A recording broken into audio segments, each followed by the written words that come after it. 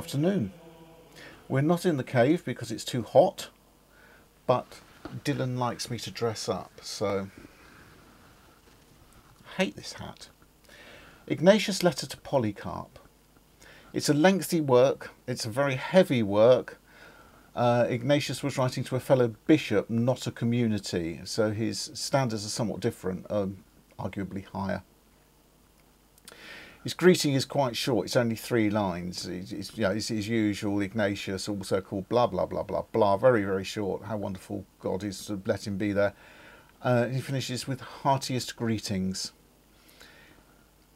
It's not that surprising, they know each other very well, they've been good friends for very very many years. So the first worthy extract, or the first extract worthy of note in the first chapter, which is actually in 1 paragraph. So approving am I of your godly mind, which is, as it were, grounded in an unmovable rock. And the parallel with Jesus' words to Peter is obvious. Now I say to you that you are Peter, which means rock, and upon this rock I will build my church, and all the powers of hell will not conquer it. That's in Matthew 16 verse 18. That's actually the New Living Translation, but they're all very, very similar. Keeps watching the camera, keeps letting it trip out. This confirms, or in this he confirms, the role of bishop as the foundation of the church in the apostolic line. Without the bishop, the church will fail. It shows that to Ignatius, all bishops are one. The position of bishop exists whether there is anyone in that position or not. One is not born a bishop, nor is the title given by man. It is the gift of God. And so he continues to encourage Polycarp in his good works and not to be complacent. It is reaffirmed that at least in this mortal world, body and soul are one, presumably until separated by death. But yeah, well, it must be, because Ignatius is going to be chewed up and devoured and wants no trace, doesn't he? So yeah, body and soul are only separated by death. There is a unity between body and soul which needs to be reflected in the church so that all may be one. Ignatius' words: do justice in your office with constant care for both physical and spiritual concerns. Focus on unity, for there is nothing better. There is also the exhortation to prayer, which he might improve himself further. He actually asked for everyone to pray for him to make him better. Chapter 2, we see a little more of the catholicity of Ignatius' thinking. Hanging around with only those you like isn't good enough. To be a good bishop, you must seek out those you dislike and befriend them, and heal them both in body and spirit. Again, in his words, it is no credit to you if you are fond of good pupils. Rather, by your gentleness, subdue those who are annoying. Not every wound is healed by the same plaster. You relieve spasms of pain with a poultice. Further to the bishop needs to be a skilled surgeon and a counsellor, not only treating seen but also unseen, the unseen through prayer. The bishop is a guide through the mortal world and must show the safe way, like a pilot of a ship coming into harbour, show the safe route, or a plane crossing the ocean, so that you have a skilled pilot to guide this mighty flying beast such that passengers might arrive unharmed. And this is what he wants. He wants to guide us from this world into the new world that they're expecting yesterday, sort of thing. And he wants them to get there unharmed and in good health and ready to carry on. The responsibility is great. Ignatius suggests that he may sacrifice himself so that Polycarp continue his great work. May I be a ransom on your behalf in every respect. May my bonds be as well, which you loved. That's slightly odd. The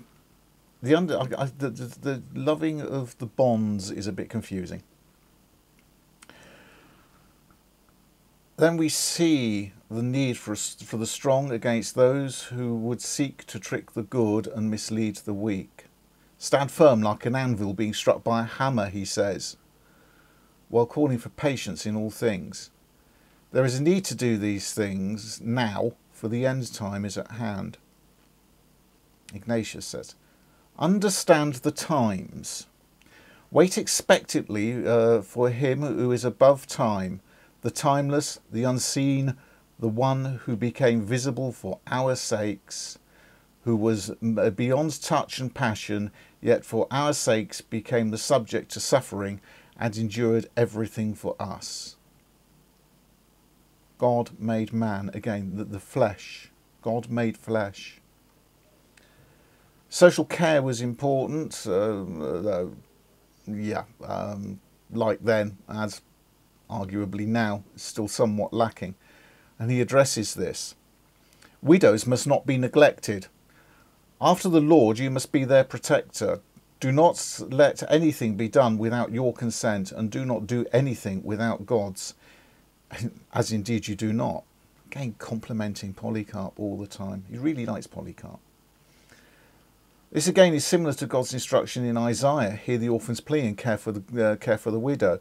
It's made personal by the request, seek out everybody by name. It's personal. Seeing a great bishop, something a bishop with one comparatively small parish could easily do. If you've only got a parish of a few hundred people, a couple of hundred people, you can learn all their names.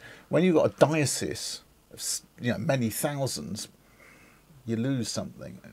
There's an argument for changing the way we appoint bishops and how bishops work. While we commend this,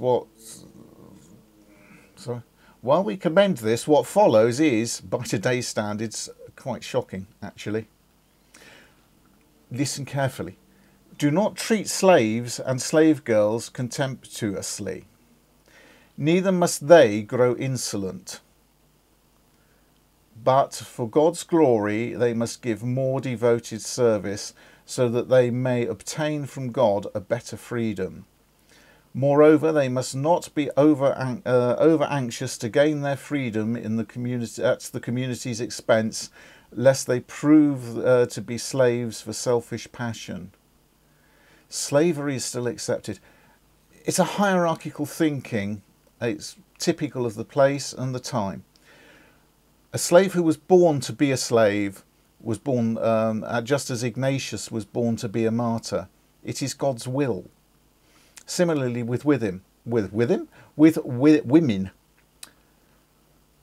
Tell my sisters who love the Lord and to be altogether contented with their husbands. Similarly urge my brothers in the name of Jesus Christ to love their wives as the Lord loves the church.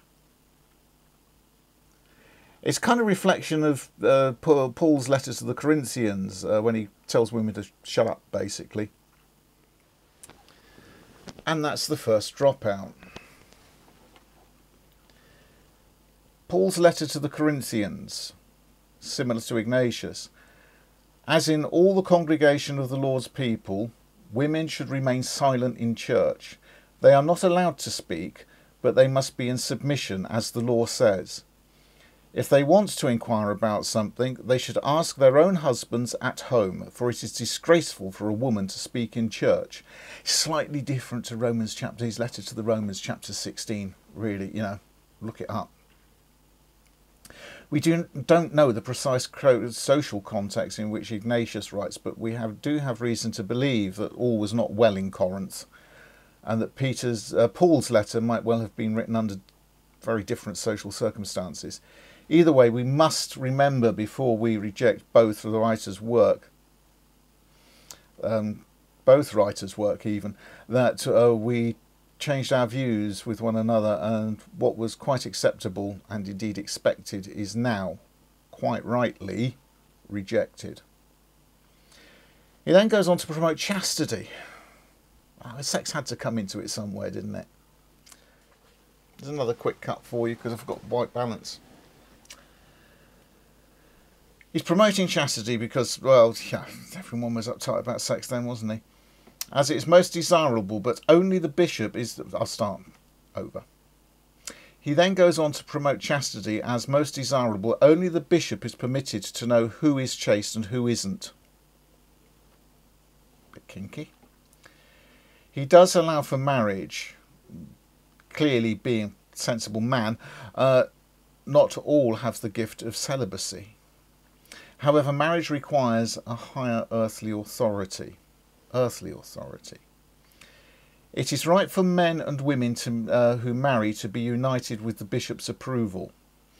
In that way, their marriage will follow God's will and will not the promotings of lust. Let everything be done so as to advance God's honour. You can't get married without the bishop's consent. He decides whether your marriage is suitable. God, it would seem, approves of arranged marriages. Yeah, and that was another dropout. There might be another one in a minute. Where were we? As it was believed that the kingdom of God was imminent, it's quite possible that Ignatius and or Paul, for that matter, saw little need for marriage. Chapter 6, he lays out the formation of the army to battle evil and their armoury. Again, naming bishops, presbyters and deacons, thus invoking the thus so far unexpounded Trinity, he offers himself as a ransom on their behalf. Let your baptism be your arms, your faith, your helmet, your love, your spear, your endurance, your armour. Let your deeds be your deposits, so that you may eventually get back the considerable savings. Be patient then, and gentle with each other, as God is with you. May I always be happy for you. The battle is a peace. How many times must I forgive my brother? The armoury provides the tools that you need to remain strong and to love your enemies and pray for your persecutors. The wages are quite high. Chapter 7 is a preparation for the future. Ignatius' first concern is for his own church in Antioch. After saying that the church is now at peace, which we think means probably free from schism, he instructs Polycarp to hold council and send someone to Antioch. So, my dear Polycarp, and how richly God has blessed you, you ought to call a most religious council and appoint someone, or somebody, whom you regard as especially dear and diligent, and who can act as God's messenger. You should give him the privilege of going to Syria and to advancing God's glory by extolling your untiring generosity. Slightly odd wording, but okay. It isn't clear what title, if any, the messenger should wear. Some writers have called him deacon, although the role of advancing God's glory could equally apply to a new bishop. But by extolling your untiring generosity suggests subservient to Polycarp himself, maybe not other bishops, but certainly to Polycarp. Could this be an early assistant bishop? After a similar amount of writings, he had to drag on, didn't he? It is because I am well aware of your earnest sincerity that I may limit my appeal to a few words, he says. We have to wonder how much he might exhort somebody the less sincere. The last chapter is a plea to Polycarp to tidy up unfinished business. It is clear Ignatius has run out of time and must now depart for his final journey to Rome and the martyr's crown. I have been unable to write to all the churches because I am sailing at once, so God has willed it, from Troas to Neapolis. I want you, therefore, who has one who has the mind of God, to write to the churches ahead and bid them to do the same. Those who can should send representatives, while the others should send letters by your own delegates.